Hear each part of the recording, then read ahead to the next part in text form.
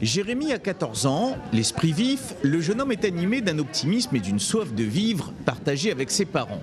Patrice, son père, maîtrise remarquablement la langue des signes française. Pour Muriel, sa mère, l'adaptation a été plus longue. Jérémy est sourd depuis la naissance, mais c'est à l'âge de 10 mois que son handicap a été détecté. Un choc pour Muriel.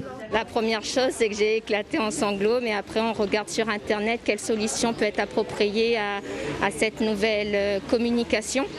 Donc du coup, on trouve tout plein d'informations sur Internet. On voit la langue des signes en premier lieu, il y a le LPC, le langage parlé complété, tous les personnels médicaux vers qui on peut s'orienter. Retrouver la foi et les ressources pour communiquer avec les autres, un challenge pour sortir de la solitude.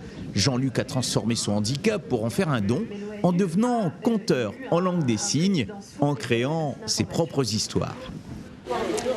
Alors moi j'aime bien présenter les histoires sur la fabrication de la canne, comment on la récolte et comment elle est usinée.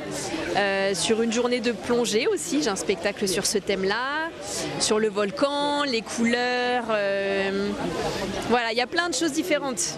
Et ça fait très très longtemps que j'ai créé ces spectacles, ça fait 20 ans, donc je vous avoue que j'ai un peu oublié aujourd'hui. Depuis 1994, plusieurs familles d'enfants sourds et malentendants ont créé l'Arpeda, une association qui se mobilise pour venir en aide aux personnes confrontées au monde du silence. Aujourd'hui, il y a une langue qui est reconnue, qui est utilisée. D'ailleurs, l'interprète là, à côté de moi, traduit simultanément et fidèlement le discours en langue des signes française. Donc en effet, il existe des moyens de communication pour pouvoir échanger des personnes sourdes, que ce soit la langue des signes. Il y a des personnes qui aussi qui peuvent lire sur les lèvres. On peut aussi communiquer tout simplement par du mime, par du visuel. Donc il est possible aujourd'hui de communiquer avec personnes sourdes et malentendantes. Informer, partager pour créer un véritable échange entre sourds et malentendants, en rappelant aussi aux familles que les obstacles peuvent être surmontés, une bouffée d'espoir qui donne le sourire et fait bouger les mains.